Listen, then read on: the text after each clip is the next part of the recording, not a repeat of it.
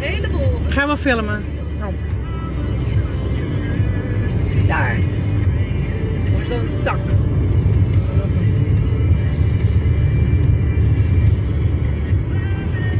Hier, hele grote.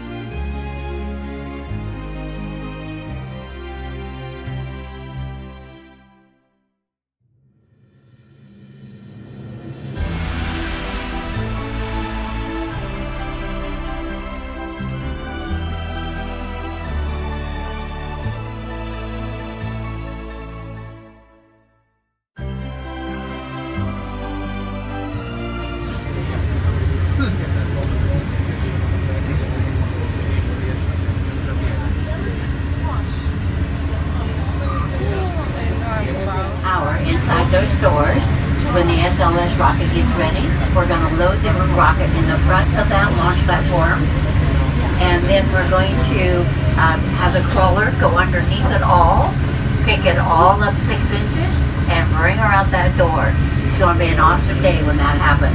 I want to work that day, that's for sure. I don't like to work, but that's the day I want to work, yeah. But that mobile launching platform and tower is down at launch pad 39B right now. SpaceX has come over here to launch pad 39A, and they are launching from 39A, and we're just tickled pink with that, I'll tell you. And the other big thing that we've done is we've had to convert the pad from what's called a mobile launcher pad concept, where rockets assembled on a pad, or in space shuttles was at the time, and rolled here with all of its support equipment to a situation where the pad is sitting on the spaceship, and we just move the rocket to it and lift it. 39A is where Americans are going to return to space, launching from Earth. So we're going to launch American crew members on the Dragon. What's pretty exciting about this place is this place gives SpaceX room to grow.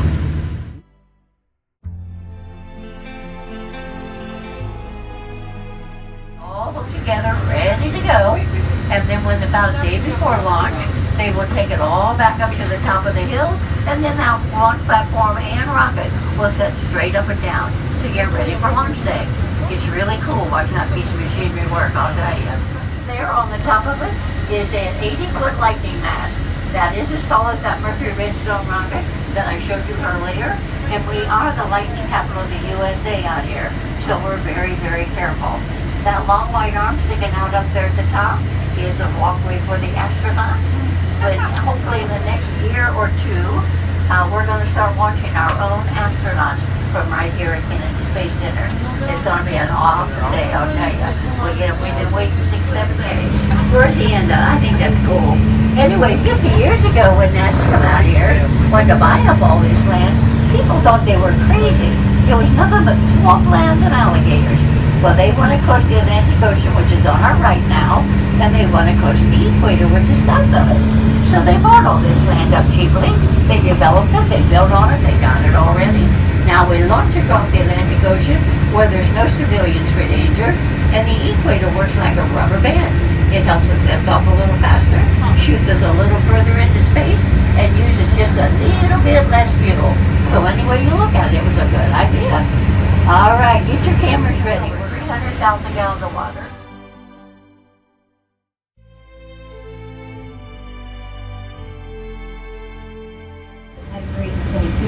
You now know that Launchpad 390 has a very bright future as NASA works towards crewed missions back to the moon and onto Mars. Can't wait.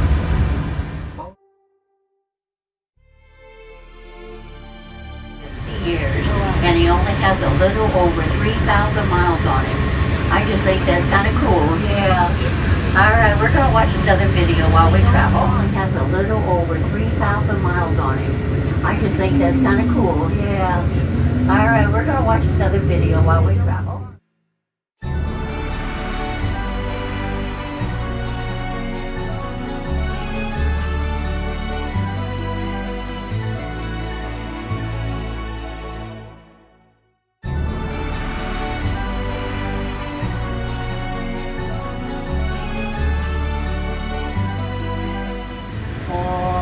Nothing. Doggone. George and Jane were in there last time we went by. They must have went to lunch. 35 years ago, fly the Atlantic. Why does Rice play Texas? We choose to go to the moon. We choose to go to the moon.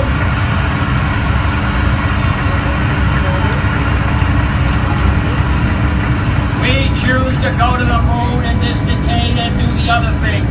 Not because they are easy, but because they are hard.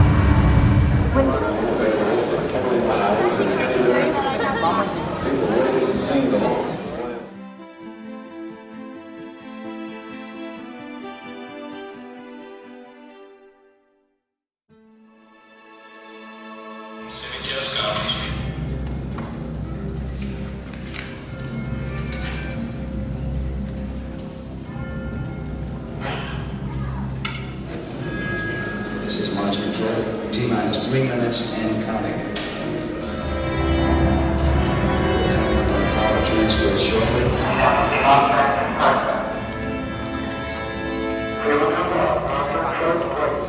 We have the power transfer. We're now on the flight batteries within the launch vehicle.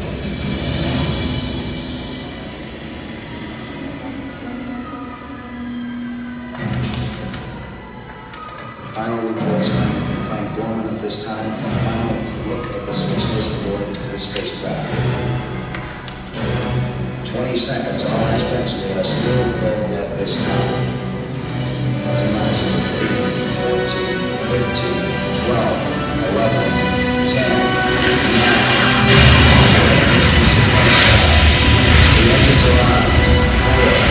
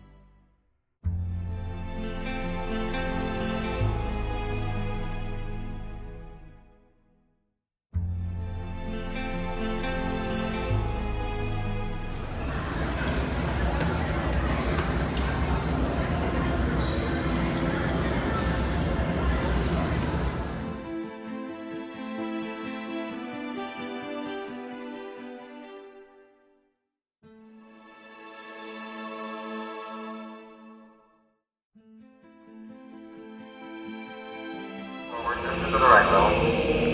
Down a half. Contact light. Okay, engine stop. Engine shut down.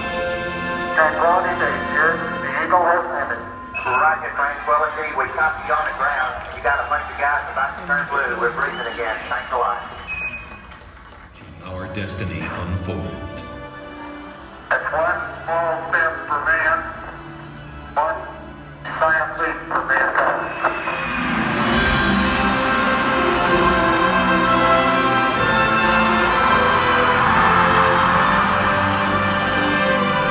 Armstrong is on the moon. Neil Armstrong, 38-year-old American.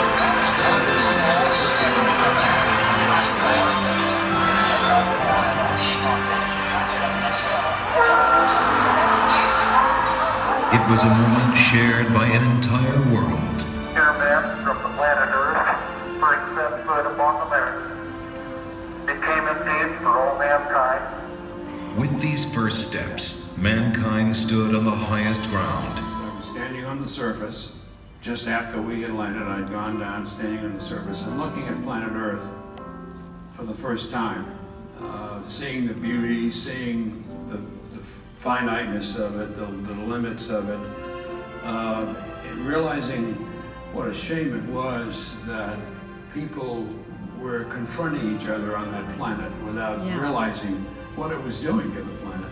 It was a very emotional moment for me. I actually shed a couple of tears. Something totally unexpected for an engineer fighter pilot to be crying quietly up there on the moon. The first mission had stayed for only one day, but over the next 3.5 years, 5 more Apollo missions visited the moon, and with each one, we stayed longer, roamed further, and discovered more.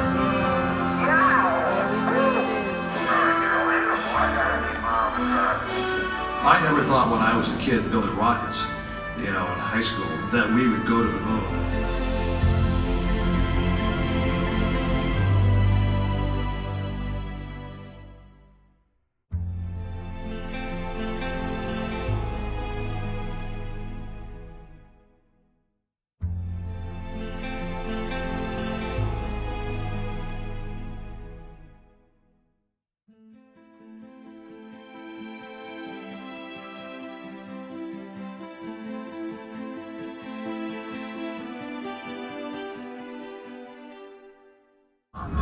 Mars, to expand what's possible and further our understanding.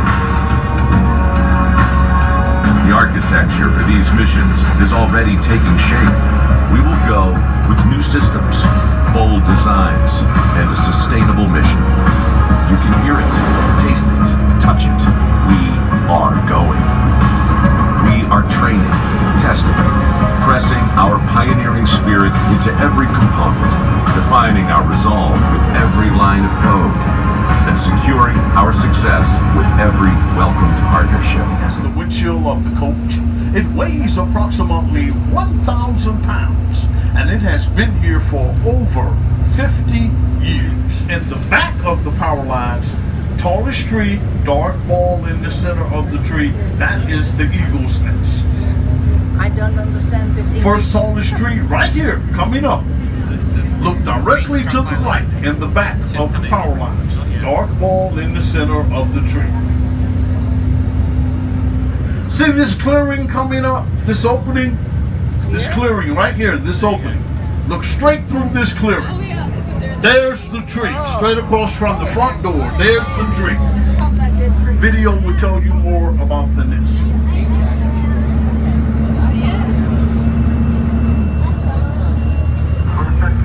Signs indicate that in the event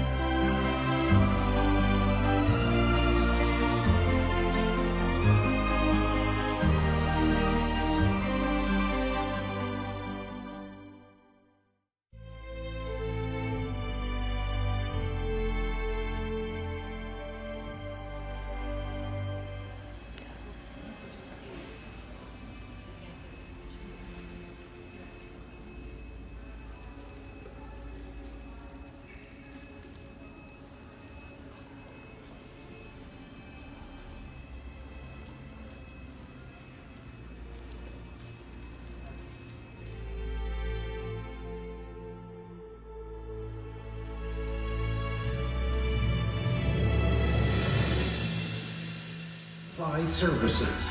Two companies, Northrop Grumman and SpaceX, are conducting resupply missions to the ISS, carrying food, supplies, scientific equipment. It keeps the station running and allows the astronauts to explore. The program is highly successful over a century ago. Now, one thing is certain, it's going to take creative thinkers and problem solvers like you to help us on this incredible journey through space. So now that you've been briefed, you're ready to become part of the future of space exploration. Have you ever wondered what it would be like to work at NASA? Environment similar. It has a Grand Canyon, the equivalent of Los Angeles to New York. So there was plenty of water on Mars in the past. Where did it go? What happened? How did Mars become a wasteland? Could it happen here on Earth? How can we as a species survive? Could you bring Mars back to life? We could learn by going off the planet and potentially bring those lessons back. We learn more about what our eventual future may be. What if an asteroid is coming towards Earth? It could wipe out civilization as we know it. What if we haven't developed a way to stop it? We'd have to sit back and watch it happen. That would be a disaster. As a people, we would have failed. Yeah. We could sit here and do nothing. But did the caveman sit in his cave and do nothing? Or did the caveman look out at the hill and say, I wonder what's over that hill? When you're part of a NASA team, you have to develop new technologies and solve problems that no one else has ever solved.